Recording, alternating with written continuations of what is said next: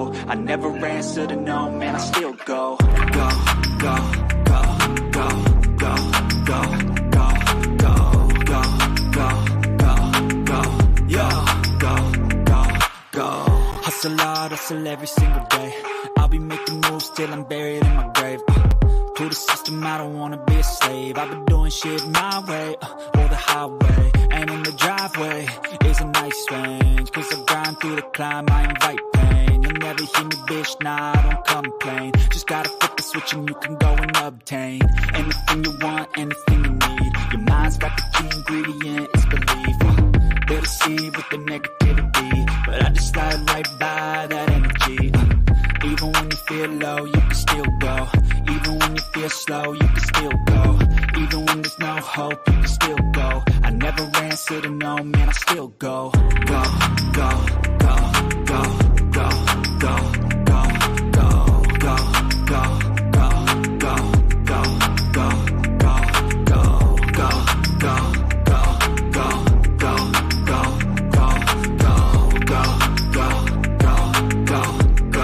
go, go, go. You got a mind, but even that could change. You could flip the gray matter like some batter in your brain.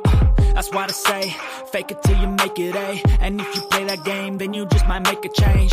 Rearrange all the bad to okay. Take the worst thoughts saying, turn them to a game. Take the best thoughts saying, put them on display. On repeat in your brain till you're feeling no more pain. Never slow yourself down, you can do some more. Push past all the pain and you'll find a door. Open it up and finally explore everything that you thought you could never do before. And even when you feel low, you can still go. Even when you feel slow, you can still go. Even when there's no hope, you can still go. I never answer to no, man, I still go. Go, go, go, go, go, go, go, go, go, go, go, go, go, go, go, go, go.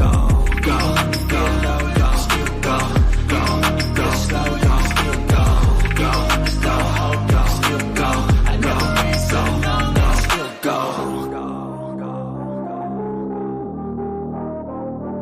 Even when there's no hope, you can still go. I never answer to no, man, I still go.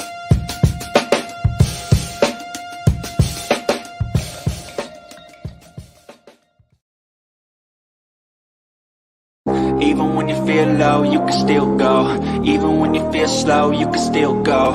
Even when there's no hope, you can still go. I never answer to no, man, I still go. Go, go, go, go, go, go, go, go, go, go, go, go, yo, go, go, go. Hustle hard, hustle every single day. I'll be making moves till I'm buried in my grave. To the system, I don't wanna be a slave. I've been doing shit my way, or the highway. And in the driveway is a nice range. Cause I grind through the climb, I invite pain. You'll never hear me, bitch, nah, I don't complain. Just gotta flip the switch and you can go and obtain anything you want, anything you need. Your mind's got the key ingredient, it's belief. They'll deceive with the negativity. Hello, everyone, and welcome to another edition of the Sports Report Podcast. I'm one of your hosts, Mr. William D. Morgan. I got a full crew with me tonight. Man, we got a lot to get off our chest, a lot to talk about. Let's go ahead and get into it. Let me go ahead and bring in my best friend in the whole wide world. First off, Josie, how you doing tonight? Doing pretty good, buddy. All right. It was a crazy weekend. Rumble and some divisional football. You got to talk about that Rumble. Let me go ahead and bring in. Trash. Exactly. Let me bring in a person who has forgotten more baseball than I will. Wait. We're gonna go with Dan the Dick first. Did 7 just left? Wow. Let me go ahead and bring in a man who knows the NBA like no other. I'm bringing my brother Dan the Dick.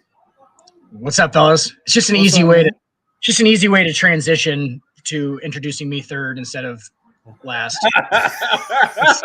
It's a clear upper management hierarchy move. Yes, and I appreciate you guys doing it here. Yes, hierarchy move.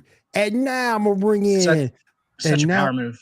And now I'm gonna bring in a man who has forgotten more baseball than I will ever know. I'm bringing my man 7-7. What's up?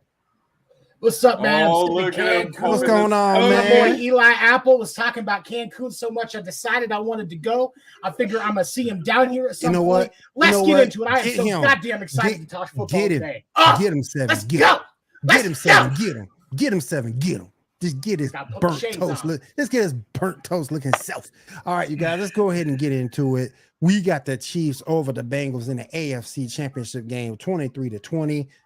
And I'm gonna turn it over to my man 7. Oh, Hang 7, on. do your thing.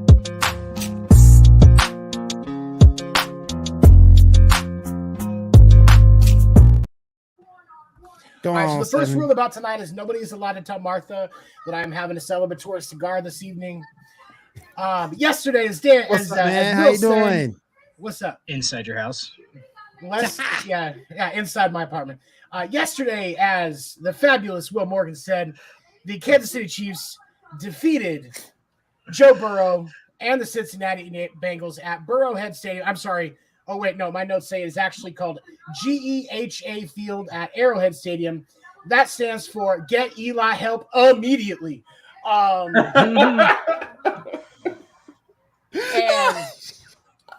you know, He had a very costly penalty in that game that I did He point did. out in the chat. He had a very costly penalty. I gotta say that the fourth quarter of that game has got to be on Pornhub already somewhere. 55 guys fuck themselves in front of 80,000 fans. Eli played one thing in that game. He is the Bengals' biggest liability. He is their biggest issue. He can't. He's make a black big- Dan Sorensen. That's a Exactly. great- Exactly. can't Somebody, make- somebody who he can, can't make somebody who any can play the, plays. somebody who can play the run but can't cover for shit. Like who you saw on the Bengals side making plays? It was Mixon last night. It was Samaje P. Ryan had some good runs. Piron, and then I can't think of the other two receivers there. Higgins did all right. Higgins and Jamar Chase. Jamar Chase had Jamar one that hit him Chase. in. Jamar Hold on. Chase had one that hit him in the helmet. Come on, man. Eli Apple. I mean, yeah, we're going to talk about Eli Apple. Well, let's continue to talk about that defense because there was a lot of talk about that last penalty that put Kansas City in the field goal range. Joseph Osai hit Patrick Mahomes out of bounds and caused the late hit penalty that put Kansas City into field goal range. I want to say this. And the reason I want to say this is because it always happens in situations like this where a player causes a costly penalty that costs the team the game. Anybody in any fan base or any bettors, anybody that tries to harass Joseph Osai, I know that this happens. Kansas City fans, you may think about how much crap D Ford got after the offsides that cost Kansas City the trip to the Super Bowl. Patrick Mahomes' the first year that Kansas City hosted the AFC Championship at Cost D Ford his Arrowhead career. Stadium. You saw It cost D Ford his career, but there was death threats. And anybody that harasses Joseph Osai for this, go fuck yourself. It's a game. He made a mistake in a game. Yes, it was a costly mistake.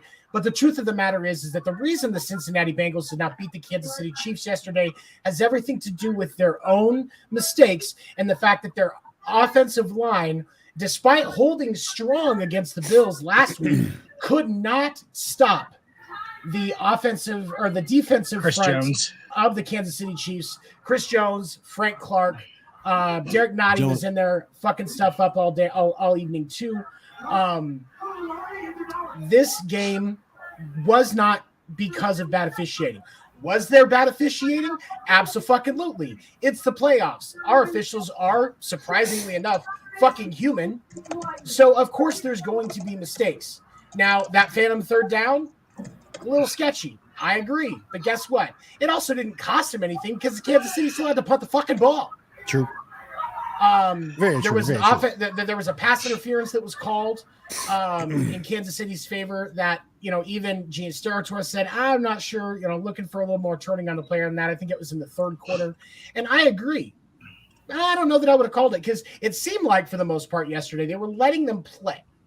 And that's what I will say is that's how it seemed from the officiating yesterday. They were letting them play, letting them handle it on the field. And I agree with that. I like that practice. But what we should have fucking seen with that practice is some fucking consistency. Yes. And that's what we did not see yesterday when it came to officiating in the AFC Championship game. And here's the thing, and I want to point this out because there's going to be a bunch of people running their fucking mouth about this. If Kansas City had lost that game and blamed officiating, we would be getting called a big crybaby fan base. So anybody that wants to run their mouth on that, you can kiss my white ass. I think the thing that gets me with It's a great white ass. I think the thing that gets me with Kansas City, and Shannon Sharp said it earlier today, they remind me of the Grizzlies. They were doing all that talking before the game. All that trash talking. You mean the Bengals? You mean the Bengals? Yeah, the Bengals. They were doing all that talking all ahead of time. And look what happened. This Burrowhead, this Joe Burrow's house. Oh, okay. So you talking all that trash, and you ain't won nothing. And you think one time in Get Eli Help Immediately Field, and you immediately think it's your fucking stadium? Yep. Go fuck yourself. The Raiders have won one time in the last 5 years in there, and that's not Derek Carr Field. Kiss my ass. I bet any amount of money with any of y'all, Eli done in Cincinnati. Done. I don't know what's his contract look like because I thought they re-signed him. I thought they just re-signed him for like 3 years. Done. Yeah, he should be done, but I don't think it's going to happen. I think he's still in the Bengals jersey next year. It's really just because Eli Apple looks really good in like shorts and his very tight clothes, like wearing guarding guys one-on-one in practice. He looks great. Corner, but he looks fucking great, dude. And then he gets in games and he doesn't want to tackle anybody or even really have any kind of contact at all. It's pretty much what it is. Yep. He's a freak, but there's guys who play practice speed and guys who play game speed. And all the teams that have had Eli Apple, I figured out what it is. All the teams that have had Eli Apple have just watched him in practice, and every day they're like, fuck, dude, that guy is fucking good. Like, he's just so athletic. There's it's not fucking full speed most of the time. It's not in pads. Nope. And that's what happened with Eli Apple. But like, yeah, that's why he keeps getting signed. It's because they're just the whole time practicing like, oh, maybe this week he'll play all right, and he doesn't. Anyway, yeah, I agree. But go ahead. It was a great football game. This is one of the rare years where the top 4 teams in football were playing for a chance to go to the Super Bowl yesterday. Yep. I don't think anybody can disagree with that statement. Nope. Yes, the Bengals may have been the 3 seed, but they were a better football team than the Bills. There's no question. Yes. I don't think there's a question in anybody's mind about that. Yep. That they were the better team. Yep. Okay. So we get the rare opportunity as NFL fans to watch the 4 best teams in football play for a chance to come to Arizona for the Super Bowl. And what we got was the 2 best teams, both the 1 seeds, which doesn't happen very often. Both the 1 seeds will be playing for the Super Bowl. Yep. Deservedly. There's no question in anybody's mind about that. So we can talk about bad officiating. We can talk about costly penalties. That's fine. I get that. But we cannot forget Kansas City won that game without question by 3 points, which has been, they've normally been losing them by 3. So this is a good switch. It shows that Kansas City is ready to go into the Super Bowl, ready to go. And Kelsey Bowl, baby. The Kelsey Bowl cometh. And we should get a good game. Both teams will have a chance to heal up. I know KC's got some receivers they need to heal up. We're gonna have ankle should be close to 100 by then. He should be at like 95% by then. I'm sure. We're gonna get a healthy offensive line for the Eagles. Jalen Hurts is gonna be ready. This is gonna be an amazing Super Bowl with these 2 offenses. And you call it the Kelsey Bowl. To me, it's more the Andy Reid Bowl to me because you can't go wrong with either name. It's both. Yeah. It had. I mean, that goes more into what Pat McAfee was saying today on this season has leaned so hard into people pushing that it's scripted because there's so many stories to come out of this. The Kelsey started podcast this year. Now they're in the Super Bowl against each other. First ever brothers to do it. You got the first ever 2 starting black quarterbacks, which I know some people are upset about that, but that is history. Like that's some serious history. Considering not 50 years ago, you had scouts and coaches and GMs that wouldn't put, not even 50, go more like 20 years ago, wouldn't even think about a QB in a black QB in that position. Warren Moon showed different. Dan, that's about the time Randall Cunningham. Yep. Dante Culpepper. It was just way more rare. Let's say 25 years, 25 to 30 years was really when the tide started to change with that. And then add into the fact that we're going to be in Black History Month during that time frame. Also, the Andy Reid stuff, the stuff he went through in Philadelphia, being their most winningest coach. If he wins the Super Bowl, he will be the Chiefs' most winningest coach as well. So there's so much story here that I do see why people are constantly saying, "Oh, it's scripted, it's scripted, it's scripted," because a lot of this is like, how could it not be? But on that same note, it's sheer luck. It's just the way things turned out this year.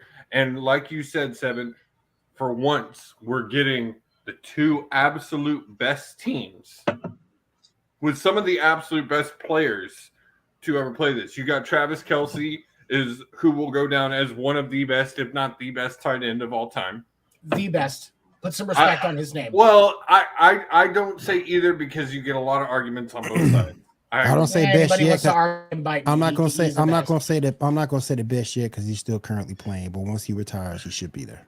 And then on the other side of it, again, you got his brother, who I will say is the best center to ever play that position. He is dynamite at that position. And then one of the best coaches of all time. Again, possibly the best. If he wins this game, he'll be only the third coach all time to win a Super Bowl in both divisions. And I just want to say, going up with Belichick and Landry. I just want to say too, real quick, shout out to Darius Slay. You spent all them years in Detroit. You get traded to the Eagles this year, and now you have a shot to win the big game. So shout out to you, man. Shout out to you. This year's Matt Stafford. Oh, this year's Matt Stafford. Yeah. And even though, sorry, Seven. Even though we know that Mahomes is probably going to win MVP, you've got the two top MVP candidates going off for it. As well as a couple of defensive player of the year candidates, and then I think an offensive line player of the year candidate, I believe. I think Mahomes should win it this year. Best quarterback. He will. There's no argument there. With Jalen having missed 3 games and all that. It's going to take a monumental effort in that game for him to win MVP. Here's the thing. And I will say this as a Kansas City fan and a huge believer in the Magic Man, Patrick Mahomes, the Grim Reaper himself. If Jalen Hurts played those 3 games, it is possible that Jalen Hurts gets MVP for the regular season. And I have to say that because Jalen Hurts had a stellar fucking season. And we'll talk more about that when we get into the Eagles and 49ers game. But this is going to be one of the best Super Bowls we've seen in at least a decade. Agreed. And I wanted to go ahead and bring that game up between the 49ers and between the 49ers and the Eagles. Philadelphia Eagles get a huge win. They beat the 49ers. Brock Purdy went out for a bit. He came back, but he was pretty much ineffective. Let's just say it. He came back with what we now know is a torn UCL, which if you don't know, that means he had absolutely no feeling in that arm. Yep. No feeling in that arm. And yes, he could not throw it, but he still came back in that game and did everything he could to try and put them over. And it wasn't just that. CMC as quarterback and ran the Wildcat for the but the other issue there, issue on there is when he went down, their defense gave up. Their defense started getting a lot of penalties. Their most penalized game, their most penalized yardage in all season. A lot of penalties, a lot of mistakes on that defense, a lot of mistakes. They got so fucking sloppy. And I don't understand why, because they had the talent to keep them in that game, and they did for a while, despite the penalties. So I go ahead. I have a question for all you guys. Do you think the NFL could possibly be scripted? Like, do you think it could be scripted? Like, no. Here's what I'm going to say though. Like, I've been saying this about the NBA for a while. You can definitely steer it towards the dramatic, correct? You can definitely there's things you can do to steer it towards that direction. I think that the championship games in both conferences are perfect examples of why you could see like, oh shit, yeah, this is the perfect setup, like on the Kansas City side, right? And then but on this side, in this game, it doesn't go right into the narrative at all, because it obviously why would they want a game to be shitty? Nobody wanted to watch that. I mean, it was terrible. Like everyone stopped watching it eventually. Yeah, I turned it off in the third quarter. Do you know what I'm saying? Like this, so they didn't get as much viewership. So they wouldn't want that to happen, right? They would want every game to be like dramatic and crazily, real close to the end, like the Cincinnati Kansas City game, right? And like you just can't play it like that. You have to steer it in a certain direction, I guess. But like there's no way it could actually be scripted. Like there's no way that you could actually script those amount of movements within one area. Like it wouldn't happen how you would want it to. And even and think of it this way. The other thing I consider, and Dan, I think you've made this point as well. When you think about the number of individuals that are involved in an NFL game, from the players, the coaches, the trainers, the officials, there's no, because the WWE or WWF back then, when it broke in the early 90s, that was scripted. Like the WWE was a fraction of the size it is now at that point. But it was already basically known at that point that it was scripted, because honestly, how could it have not been? But there's no way with the size of the National Football League that it could be scripted. There's no way. Something would slip in at some point. Right. Logically, you can pay players, right? You can probably influence teams in some way if you want them to kind of win, lose, or do, maybe you don't play. It can lean towards different directions, but there's no actual way to simulate the actual game. I think that's ridiculous. There's ways to manipulate, and that's where the bad calls from the refs don't help. Those look like manipulation. Exactly. Absolutely. Exactly. And them just being so good naturally, I think. And obviously, I think the NFL is steering in a certain direction, but it's not that influential. I don't think it's like that. It's the teams still win the game. I also want to go back. Go ahead. Go ahead, Kevin. What I was going to say is, but and the bad calls, because let's all be honest here, but this isn't just a problem in the NFL. This is a problem across all professional sports, is inaccuracies by officials. My problem with this is we have the technology to get these calls right, and especially now it doesn't take but 30 seconds to check in most cases. Why is there not more accountability for inaccurate calls by officials? Agreed. Where is that accountability?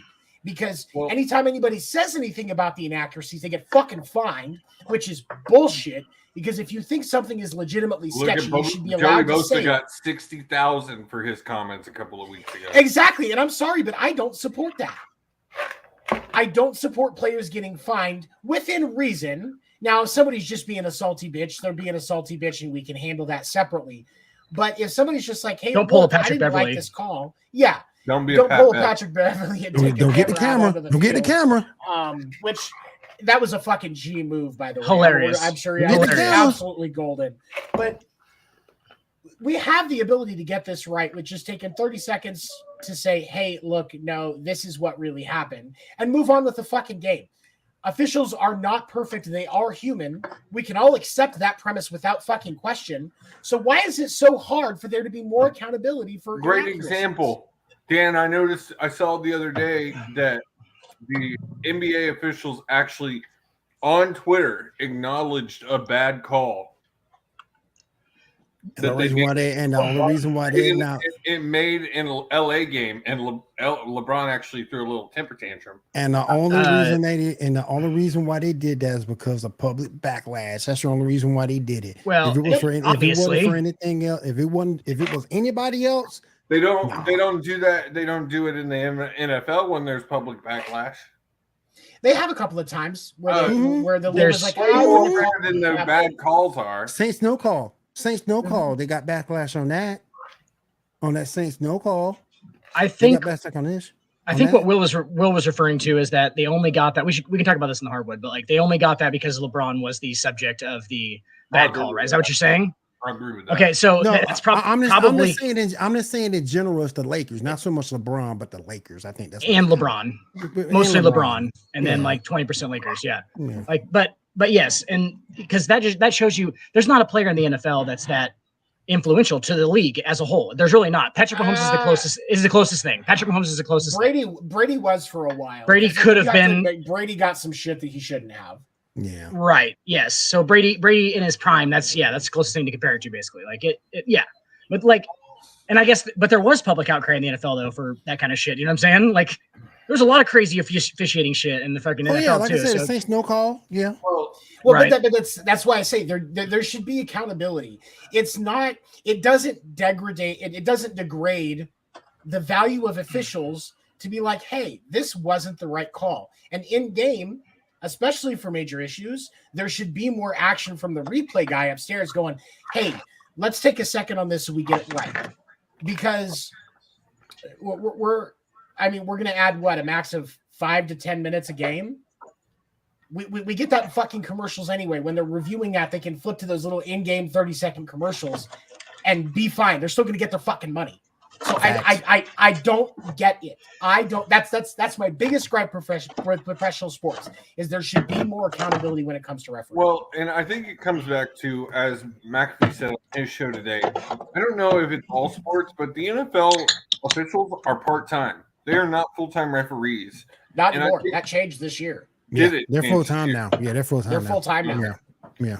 Well, it doesn't seem like that has had the effect that it should have. And it's going to take some time. I think it also comes back to it. There's, like you said, there's got to be accountability. Like the refs got to get fined for blatant bad calls. Also, like the Joey Bosa thing. That ref followed him, followed him, and he was legit provoked. Yeah, what looked like provoked him, and then gave him a flag. Yeah, that ref should have been fined. Where's the league's response to that? Nothing. Not a goddamn thing. And as much as I can agree that sometimes players can be fucking assholes.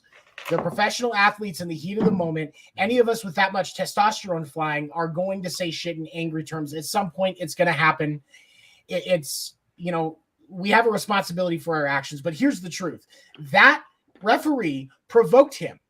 But there was nothing from the NFL about that. Nothing from, hey, we had a conversation with that referee, or that referee's not going to get used again this postseason. We got dick. That referee got harassed that referee got harassed like a First Amendment auditor gets harassed. That ain't make no damn sense, man.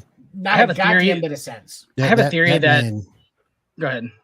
That didn't make no sense to me for that man to go in there and just follow that player. And then when the player say something to him, he finds him. Man, come on, man.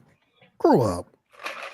I have a theory that most of the referees in the NBA and the NFL have some like weird sexual fetish with being yelled at.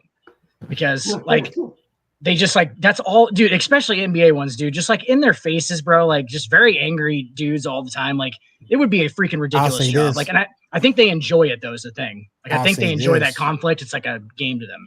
I'll say two things to that. First, you got a female referee in the NBA. Don't forget that. And second, I think just like we do, referees ain't no difference. They got agendas too. Yeah. You can't expect to just yell at a dude. Like some of them do. Some of them give to it. Like some of them, like Draymond Green will yell at referees, dude. 48 minutes, bro. Every single thing that happens, like if something good happens to him, he's like, God damn it. Like he's yelling at him for it. But he doesn't end up getting calls at the end of games, and he ends up literally fouling out and shit because they're against him, right? So there's some of those referees. And then there's some that actually give to it. And so like the last 6 minutes, Draymond Green will not get called for a foul. Like it'll just be because they don't want to listen to it, right? So like it's kind of that difference right there. Like if they want to listen to it, but yeah, we're getting in the referee thing now. But sorry, I got a little hoarse there. Yeah. So referees, guys. And before we wrap up on the NFL stuff, I want to say one more thing on Joseph Osai. Joseph Osai was a fucking menace yesterday. The entire and had the Bengals won, he would have been one of the defensive players credited with their success. Yep. I want to talk about looking at the numbers just on the basic stats that you get for defensive things yesterday. Joseph Osai had 5 tackles. 3 of them were solo. He had 1 tackle for loss, 1 pass defense, and 2 QB hits. There was not anybody else. Nobody else. They had 5. The Bengals had 5 total QB hits on Patrick Mahomes yesterday. Joseph Osai had 2 of them.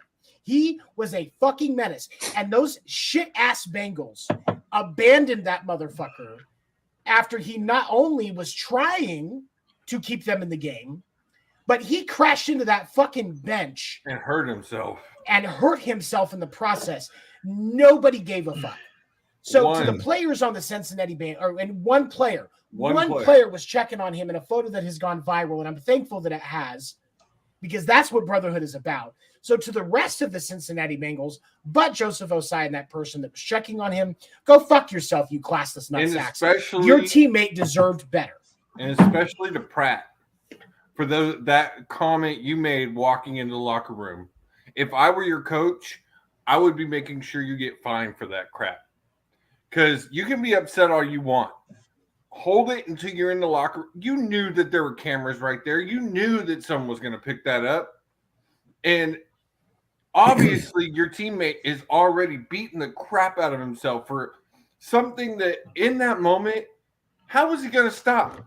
He's a 300-pound dude running 15 miles an hour at a guy. He doesn't, in that moment, he like the testosterone, the adrenaline that's running, he's not looking at the line. He's looking, Patrick, I got to get him out so the clock will stop. That's all he's thinking about. The moment he knew he screwed up, he beaten himself up over that.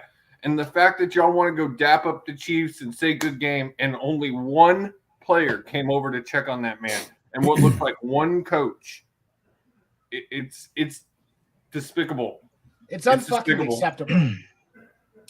How fucking you guys treat your teammate like that? Has anybody looked at kind of the underneath stuff about how the Bengals, the rest of the team, has interacted with Joseph Osai this year? Like, is he a team favorite? Is he a guy that they don't particularly like? That could be a big thing about it too. Does he get hurt all the time? Does it seem like he gets hurt all the time? Like, you know what I'm saying? Like, because there is that kind of underneath stuff, like that they only those guys see in practices and stuff like that. That's true. And like, do you know what I'm saying? Like, he could have not have been the favorite with all those dudes. You know what I'm saying? So like, we don't really know the whole story. I mean, right? You know, but I hear he's a good kid though. I hear he's a good kid. So I don't know if the team will have an issue with him. Saying last night, he's had an amazing season. All right, he's had a great season. He averaged 3.5 sacks on the year, 2 fumble recoveries. How many tackles do you have? He had 17 tackles on the year, but I don't think he played every game. Well, and he's a D lineman. Might be a rotational player. Might be a rotational player. One more thing on the. I think he's a rookie. Number 74 for the Eagles is Ndamukong Suh. And that dude is still beasting it out.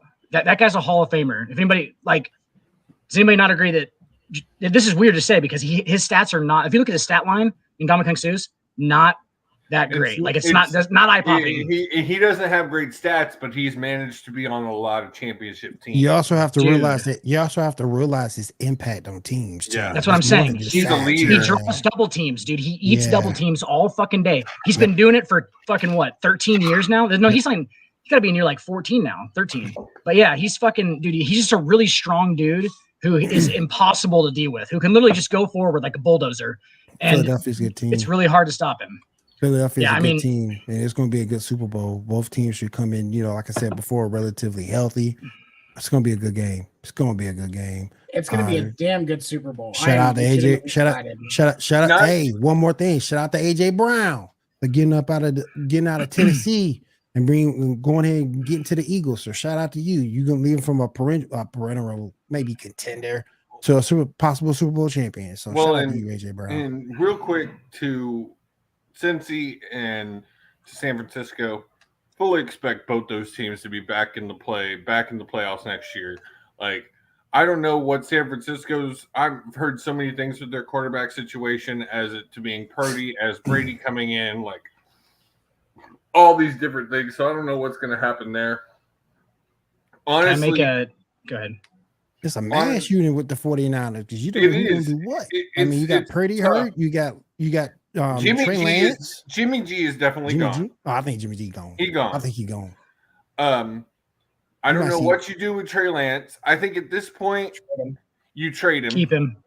I think you keep him. I keep him. I don't trade him. I keep him. You don't know for sure that Brock Purdy is anything yet, dude. Agreed. That could have been a flash in the pan. Yep. I 100% agree.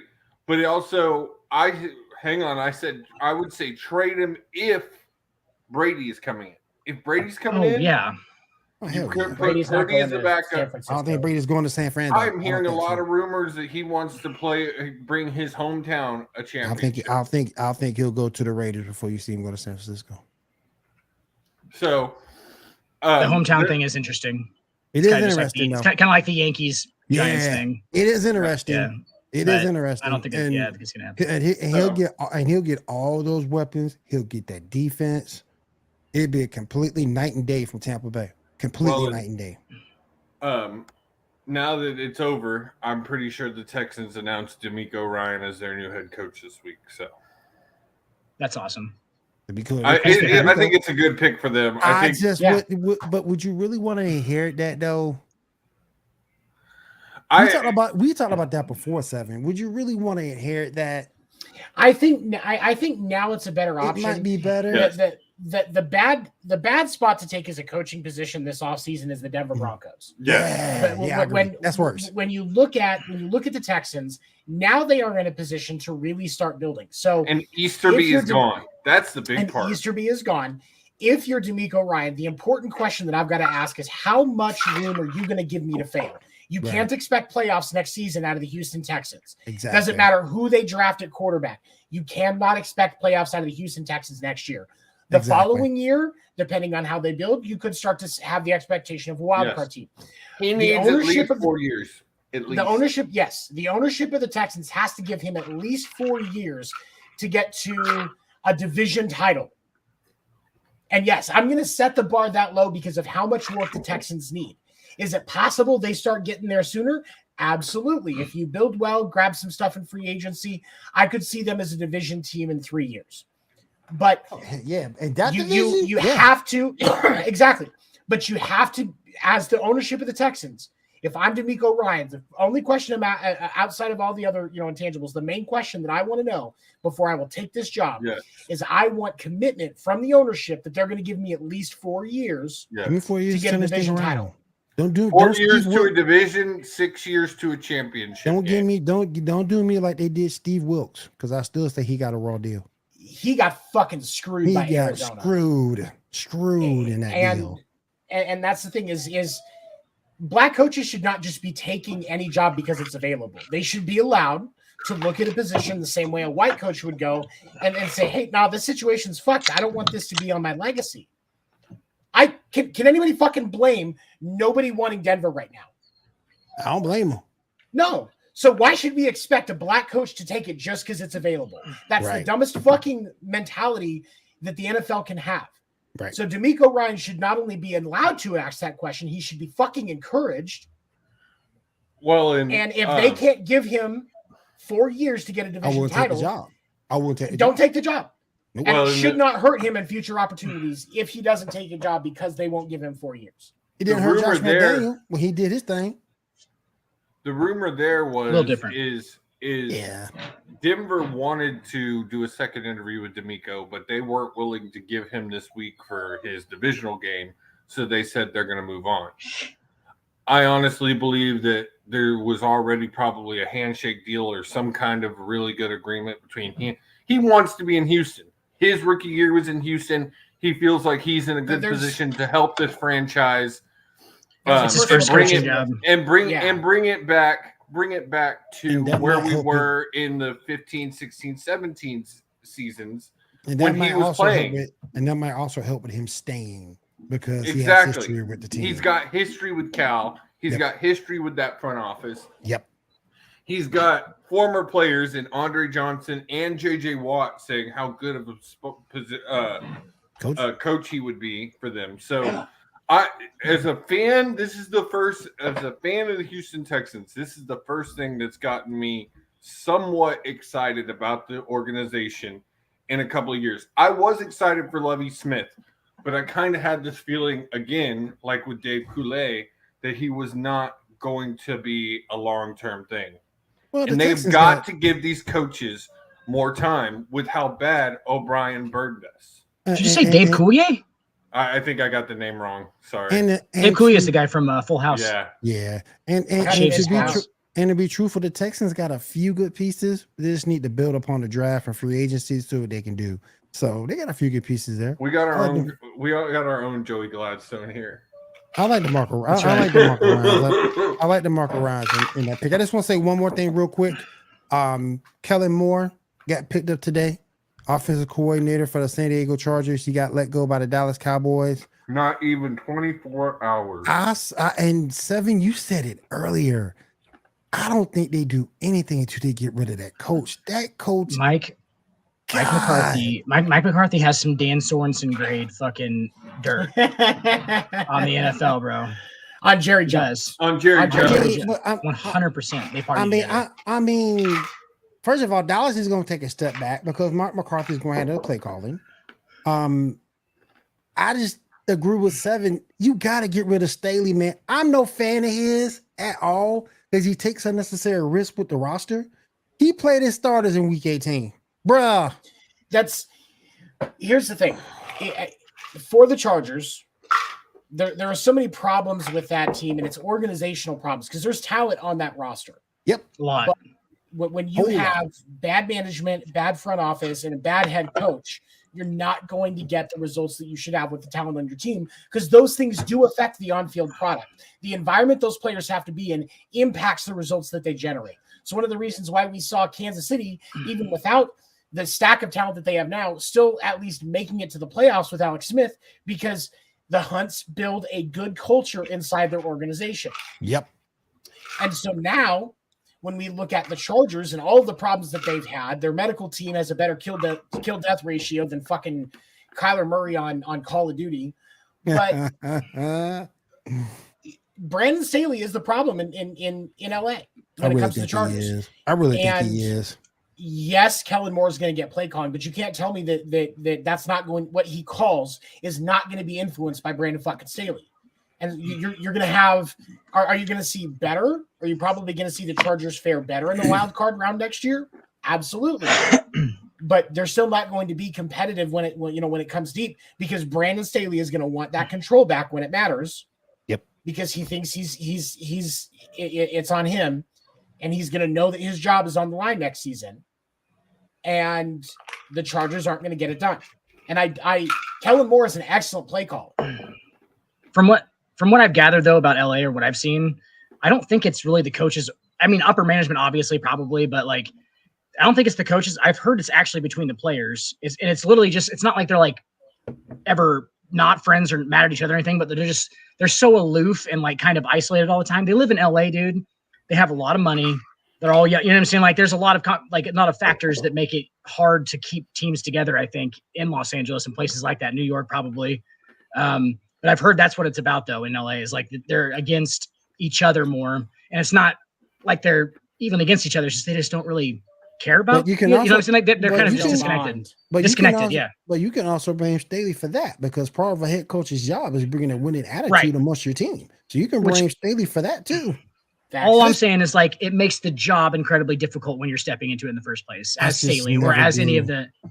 I just never been a fan. To me, he's maybe one step above Queensberry. Forgettable. Maybe one step. We need to move on, but I do want to say one thing. Kellen Moore getting released from Dallas was totally because their fans called for it after that game. Because they refused to blame Dak. They refused to let Dak take any blame. Yes, because it costs too much. McCarthy, they know Jerry Jones isn't going to fire McCarthy. Jerry Jones doesn't do things like that until he wants to. So their best bet was to blame Kellen for all of their losses this season. And I don't agree with that. Like, your two biggest issues are Dak is not the guy. He's not. I'm sorry.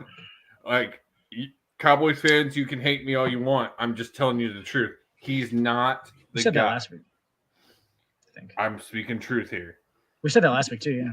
Here's the thing with me though. If you're Jerry Jones, you got suckered. Did you pay Oh, that, he Matt? did. He said He he definitely said did. he did, You and he got said that sucked. he did. Yeah. By him and Honestly- Eli But here's the thing. or Zeke. I'm gonna Zeke. Yeah. Okay. So I'm gonna say this about Jerry Jones, and we'll wrap up on this. The Cowboys would be in a better position just if they simply hired a more competent GM. Yep. I 100% Yep. agree with that. 100. That goes I back. agree with that big time. Well, that goes back to what I said when O'Brien was the GM coach. Should never be a thing. An owner should never be a GM. Like those things, I think that should be rules in the NFL the only good because thing they did, just don't work well together. The only good thing they did was hire Dan Quinn. That was it. I feel like Mike McCarthy figured out that Jerry Jones was taking ride on Epstein's planes. I feel like he had an investigator go out and get it. And Like, to yes, piggy- Jerry Jones traveled. And to the island. piggyback off Josie's point real quick, I think another reason why they fired or let Kellen Moore go, Eagles in the Super Bowl. That's your rival. That's another reason they blame you for what happened. Eagles are there, but you can't be? Okay. Kellen Moore is a more than capable offensive coordinator, just so everybody knows. Yeah, he is. Absolutely. He's fucking Yeah, he very, is. very good. Yes, he is. He's very, very good. That was the only thing he was good at. He was not a good athlete. Played at Boise State. Not a great athlete. Still a great quarterback because he was obviously good at the X's and O's. So, the guy fucking knows what he's doing. It's just Mike McCarthy actually calls those plays at that point, though, doesn't he? I mean, it's literally like McCarthy and him, is it not? Yeah. And That's what I think thought, the reason- And I think that's the reason why the Chargers hired Kellen Moore, because they know Staley's going to fail this coming season, and they got somebody right there that can just slide in that spot. Here you No, go. he's not ready to be head coach yet. You don't think he's ready yet? No. Nope. I don't. I think he will be, but he's not ready. I don't know. He kind of strikes me as one of those guys that's just. He's a Sean McVay type. Yeah. Sean McVay. Yeah. That's a perfect Oh, comparison. which real quick, we got to say, Bill O'Brien is now the new OC for the Patriots. We You know talked what about that that on means? Thursday. You know what that means? Matt Jones going to turn to shit. Nope. I actually You said think the so? opposite. I actually Be said, better. Definitely going to be. yeah, dude. Literally, I was gonna to- say, as much as I can't stand the man, truly, when it comes to the offense, when it comes to calling plays for offense, he's a pretty good. And they have worked together before. He's so good. That's true. That's true. to I just to don't paraphrase, I just don't to like the guy. paraphrase, yeah, we were basically talking about it. Yes, Bill O'Brien is just going to go back to fucking New England, and he's going to literally turn Mac Jones. That's what him and Belichick were talking about on the phone. To paraphrase what we were talking about, like, yes, they were just going, yeah, so he's could be Tom, right? And O'Brien was like, yeah, like, okay, let's just go back and do the same plan over again. That's basically what they're going to try and do with Mac Jones. Belichick, real quick, Let's make him Brady too. Just gonna end up dying on the field. He's never gonna retire. Like he'll just end up passing With out that on the same field. angry expression on his face, probably. I think once he wins a Super Bowl without Tom Brady, then he'll retire. I don't think he's going to. I think he will. I think once he proves that point that he can win without Tom, I think he's gone. As far as him aging, I don't think I've been more certain that somebody eats baby fetuses than. Oh yeah. Oh yeah. Oh yeah. Like, Oh, and he just yeah. does it with that same look on his face he does interviews with, just like, yeah, it's all right. How All old right, is well, he where now? are we going 70 next? Just that something? whole thing. How old is he now? 70? He's like 71. He's 71. Damn. All right, let's go So, ahead. The ageless Bill Belichick. Let's go ahead into the world of basketball. Yeah, Will.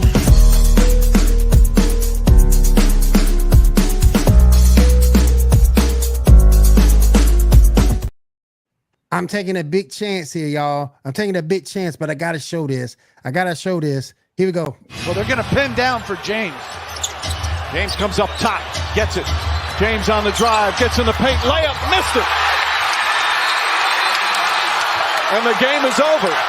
Lakers furious. They thought he was fouled. Oh, excuse me. And it's now overtime. LeBron James so upset.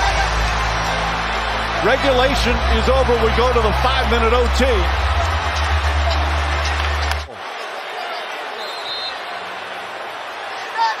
Wow. Clear foul on Tatum. And there's where you talked about the challenge, Jeff, not having it after a successful challenge. Right, but they wouldn't be able to challenge that anyway because it's a non-call. But again, this is exactly why replay was instituted. If we can't review that, then to me, replay serves no purpose in our game. Overtime is next.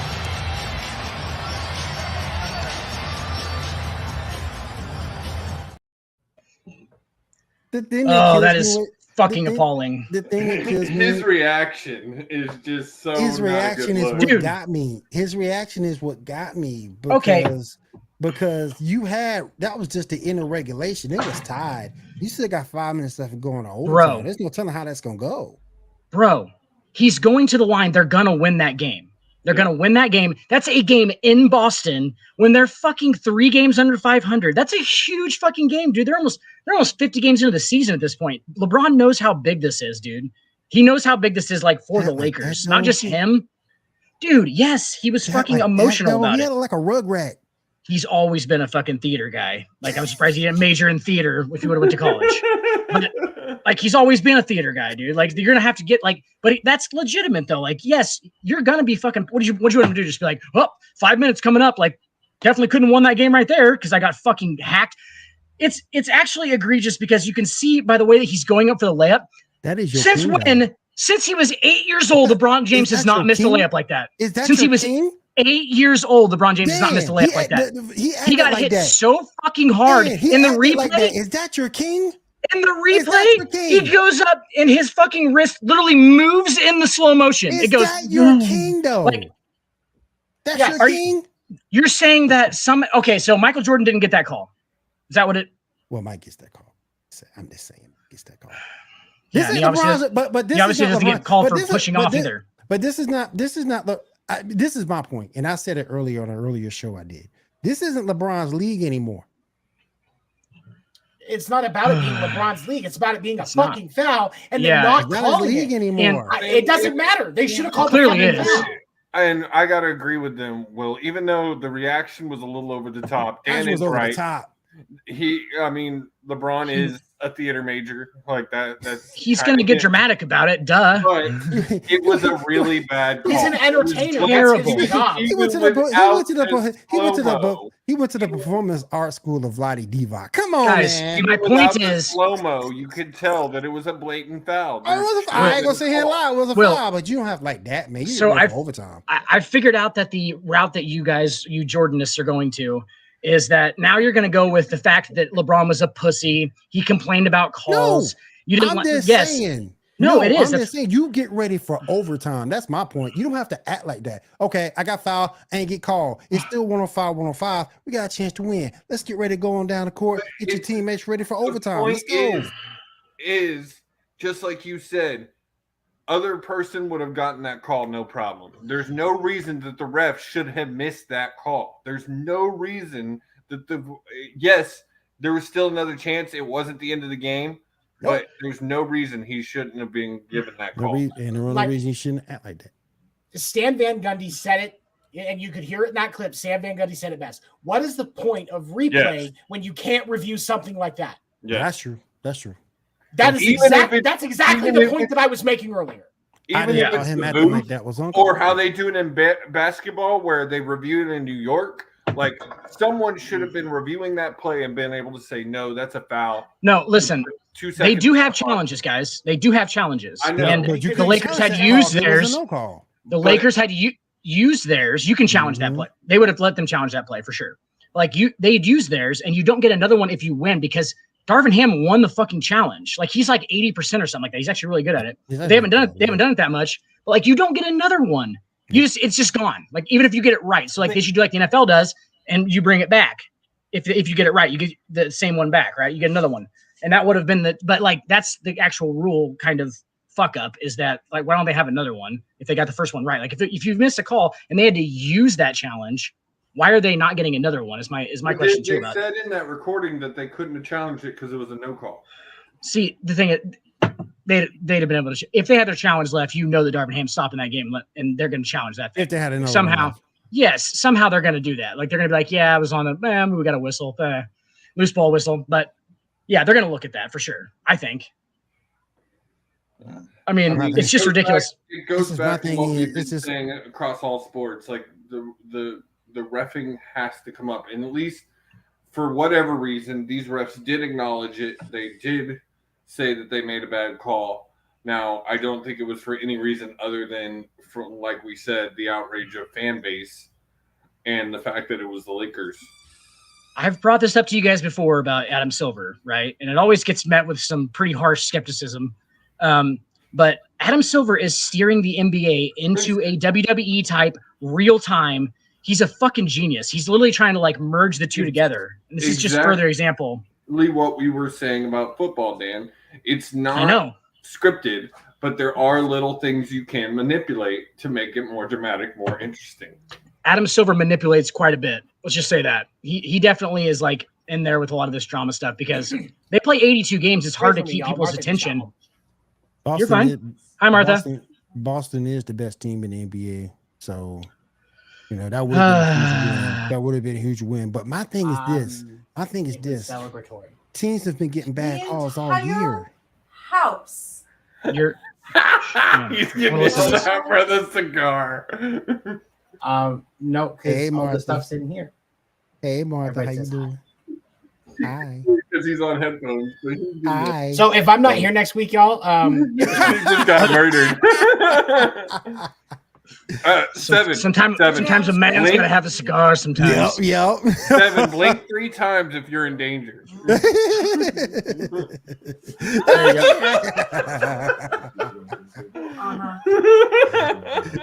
That's Morse code. That's SOS in Morse code. Yeah, nothing can save you. Hey, nothing. Martha, Martha, Martha, let him live. Let him live. Come on, Martha, live and let live. Come on now. It's actually just a new type of cologne he's wearing. Yeah, that's all it is. Yeah. It's called Min's. It's called Stogie. It's called Minute of Family Reunion, Stogie style. Oh man. GQ Minute of Family Reunion. There you go. But everywhere. I spray it everywhere.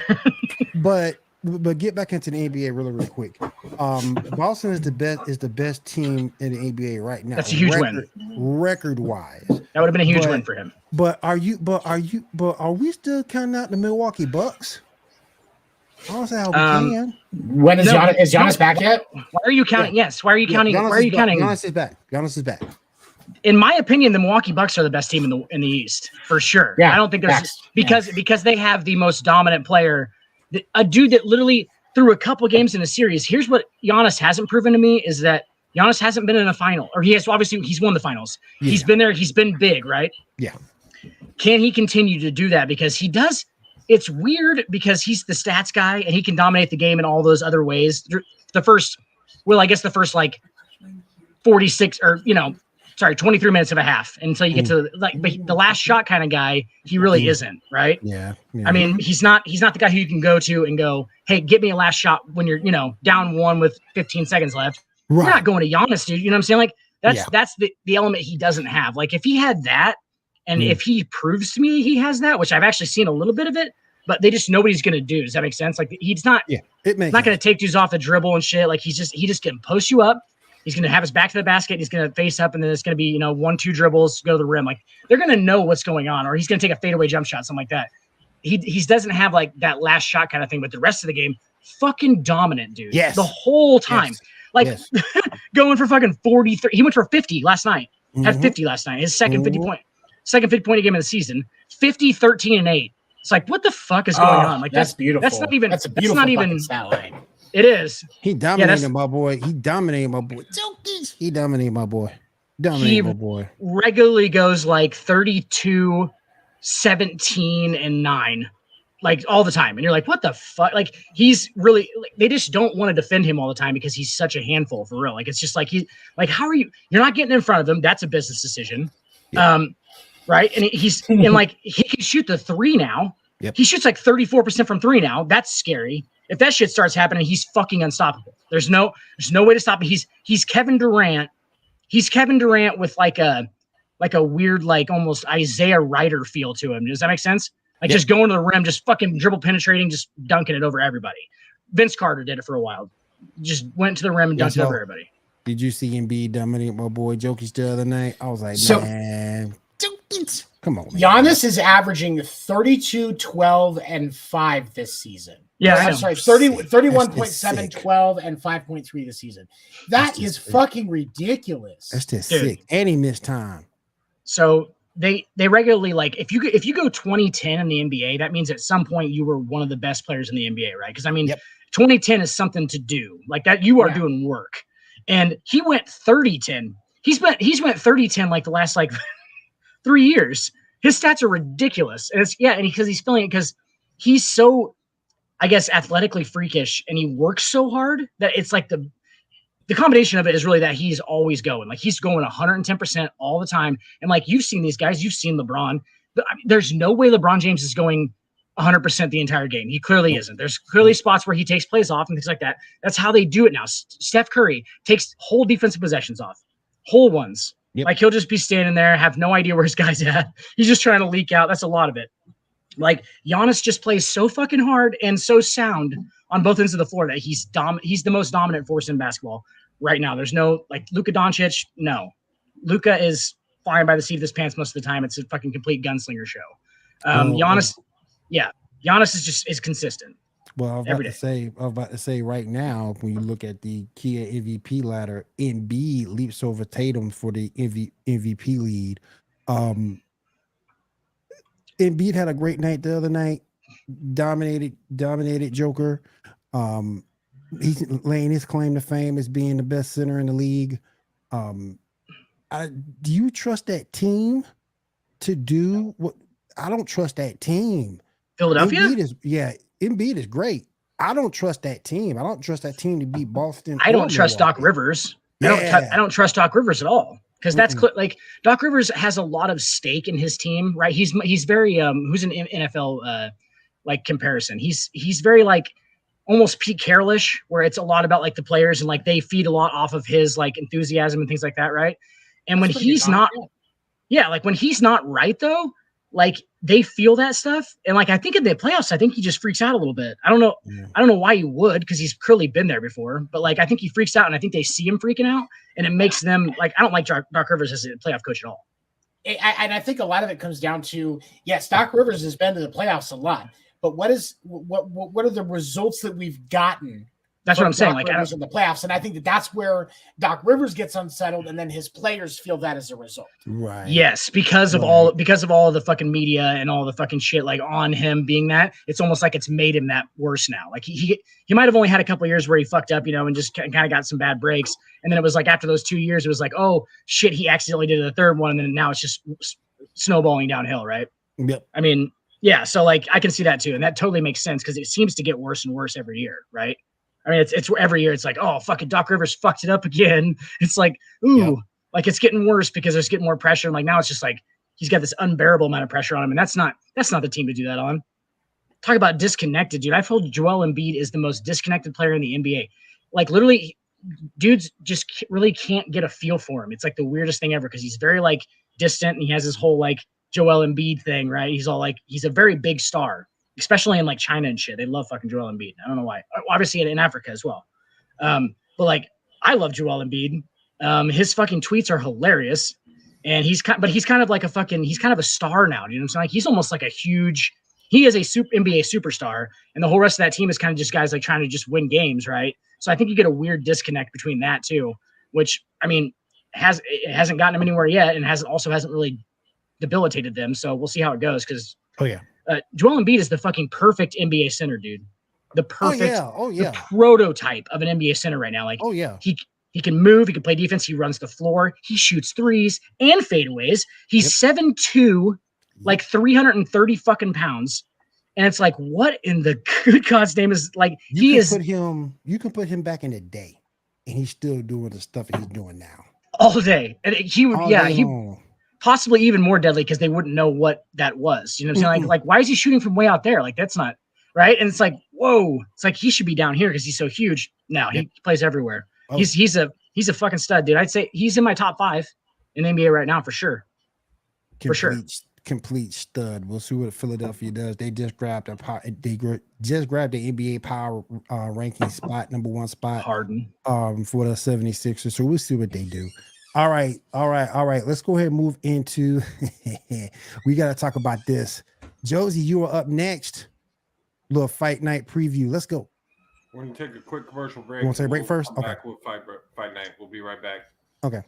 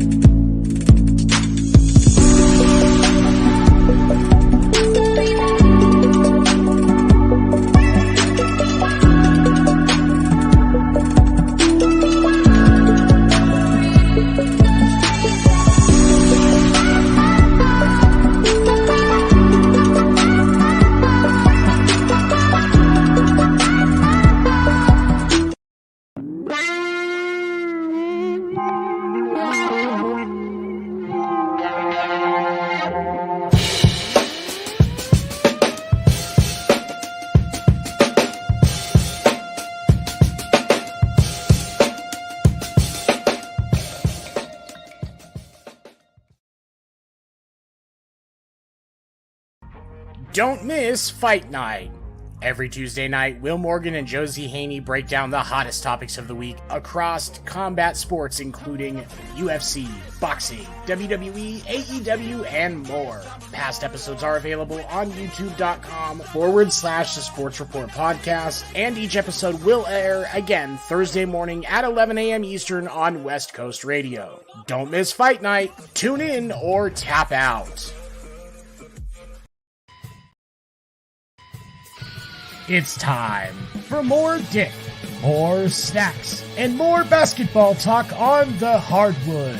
Every Wednesday night at 10 p.m. Eastern, you can catch them live on youtube.com/The Sports Report Podcast. Join them as they break down the hottest topics of the week in the NBA, along with the age-old argument on LeBron versus Jordan. This ain't one of Shaq's free throws. Don't miss it.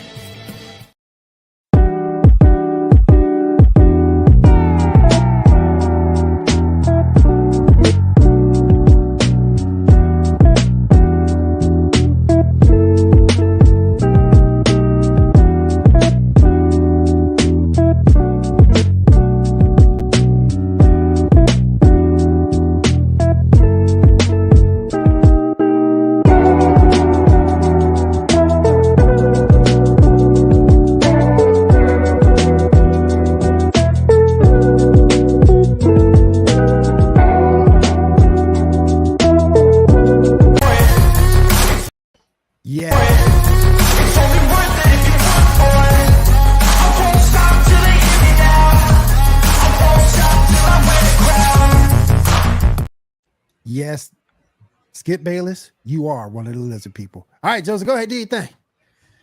All right, so this weekend was the 35th annual Royal Rumble emanating from San Antonio, Texas. Trash. I've heard a lot of things going back and forth on this Rumble, and the main argument I hear from fans is some fans saying that it was a good Rumble. I've even heard some fans saying like one of the best we've had in a long time. Garbage. To other fans that say it was trash, it was garbage. Now, here's my take. There were some really great parts in this Rumble. Honestly, the women's Rumble was one of the best one I've seen in a long time. That was good. The men's Rumble, I hear a lot of people saying you don't need surprises to make a good Rumble. Bullshit. That's what makes a Rumble, is the surprises, is not knowing who's coming up. There were a lot of, and I do agree you don't need to overfloat it with legends, but just like the women's Rumble, they didn't have but two legends, Michelle McCool, and I think that was it. Michelle, and she ain't a legend, but they brought back Nia. Come on, man. She's not a legend. She ain't no legend. Come on. So you had one legend, but then they had 15 NXT people, and I get it. The men's roster of NXT isn't fantastic. There's not a lot of people to pull from.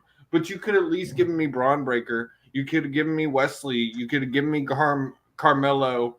Even I'm not a big fan of him, but Grayson Waller would have been a good pop. There's options there. What made the men's Rumble so boring is it was literally half of it was mid-carders who you knew weren't going to win this match. Yeah, Ricochet doing in that.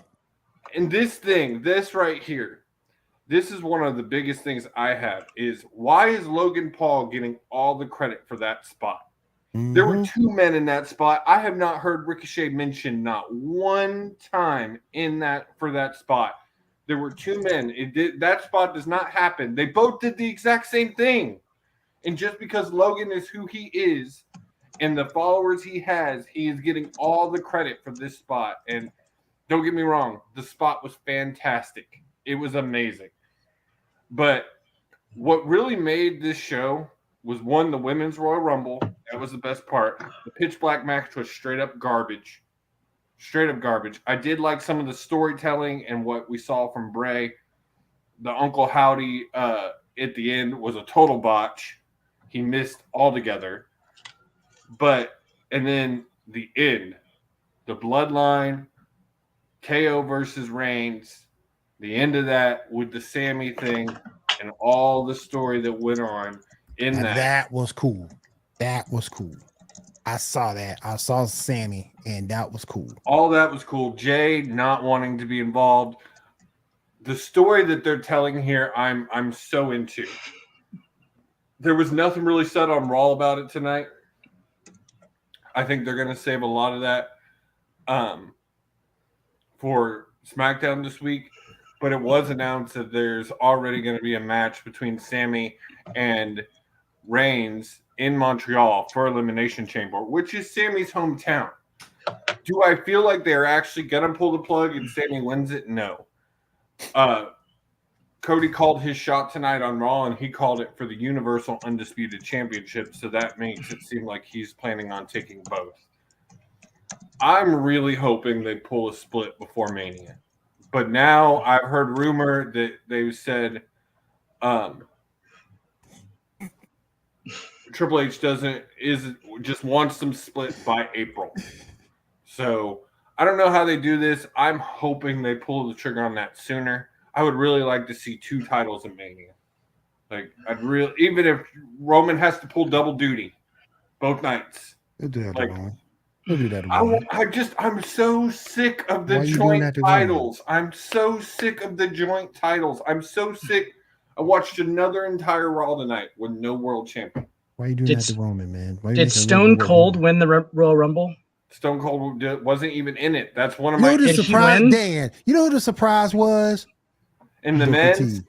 Yeah, it was Booker T. Ooh, that's actually kind of cool. No, it's not. No, it ain't. He did a spinner Rooney and got thrown right out. Yeah, no, it's not. And he's not good on the mat. He's good with the mic, and that's all he's good for. And he's not even great on the mic anymore. They've got him on Facebook. And then he could breakdance. And then he bragged about it on Facebook. I got an invite.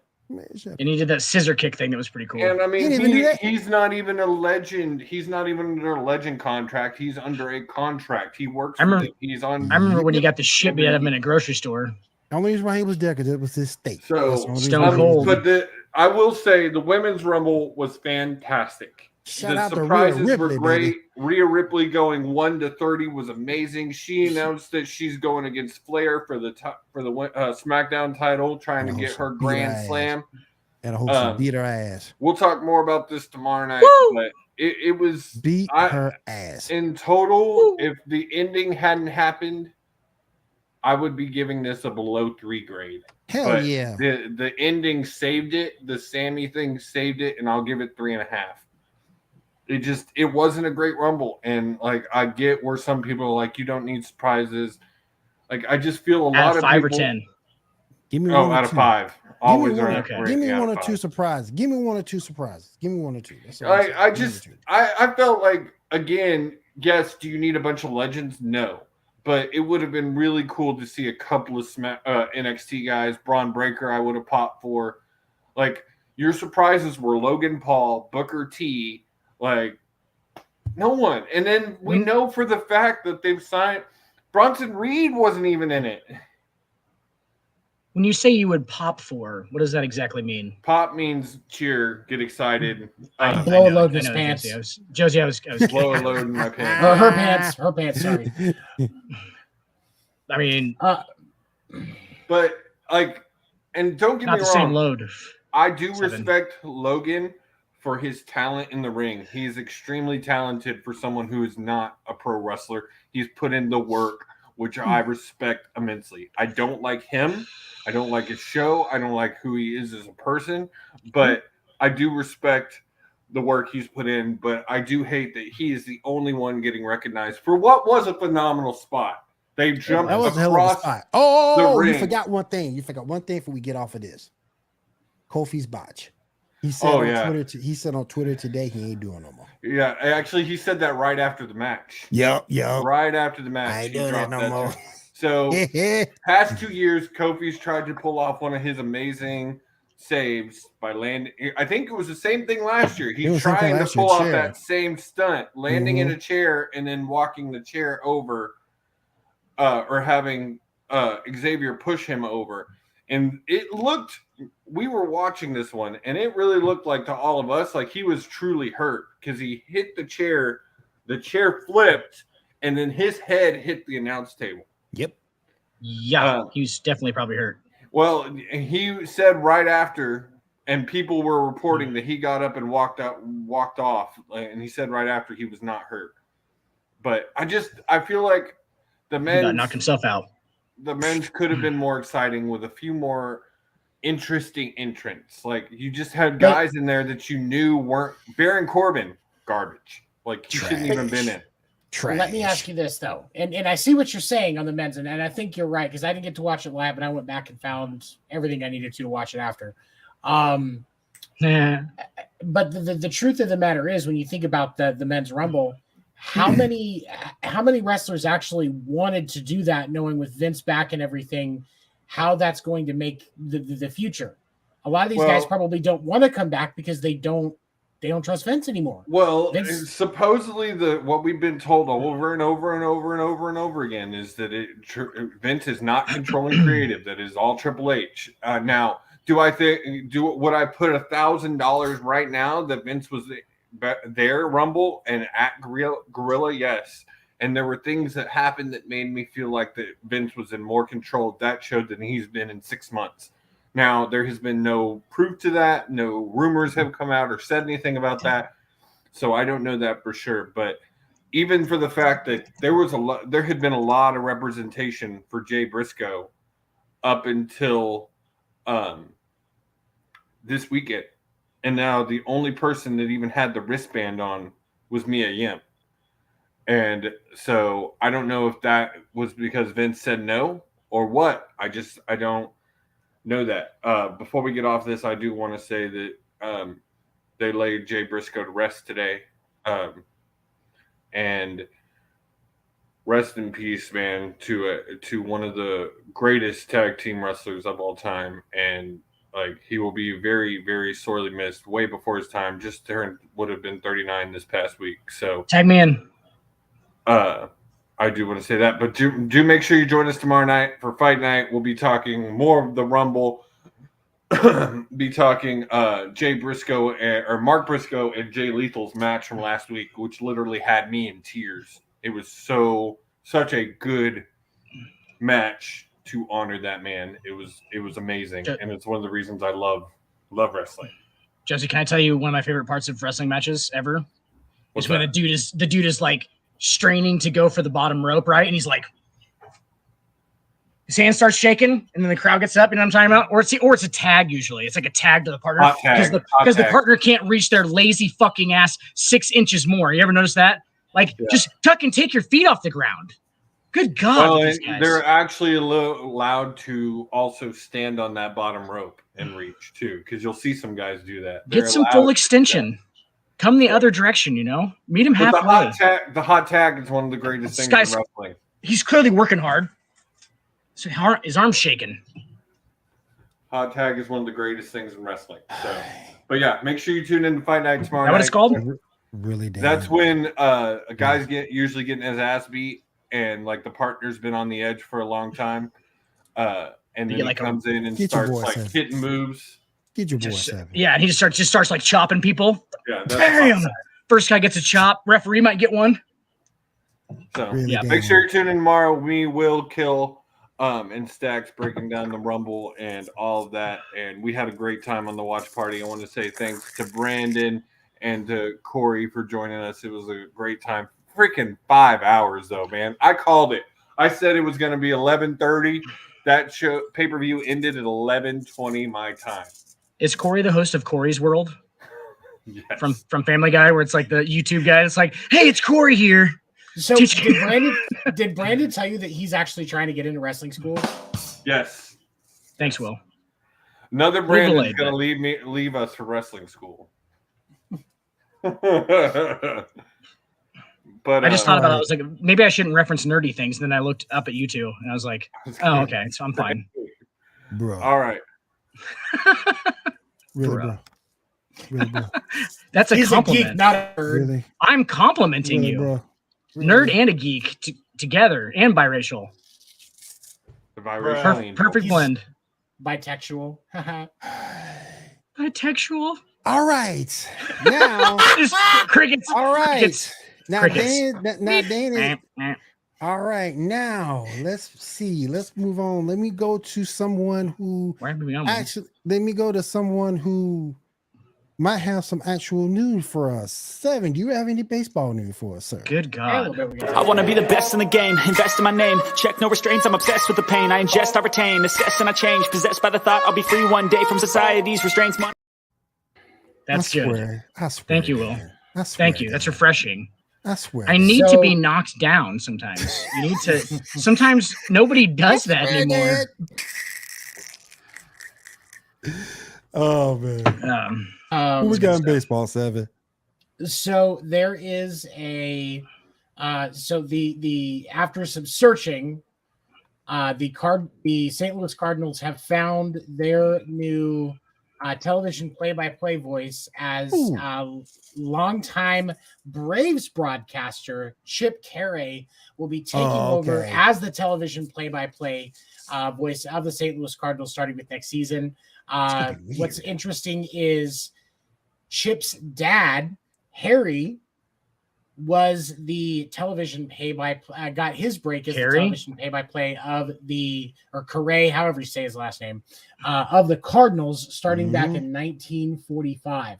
So that is definitely a thing, history, son following in father's footsteps. So that's a really good story for them and will be a great thing to talk about when they suck next season.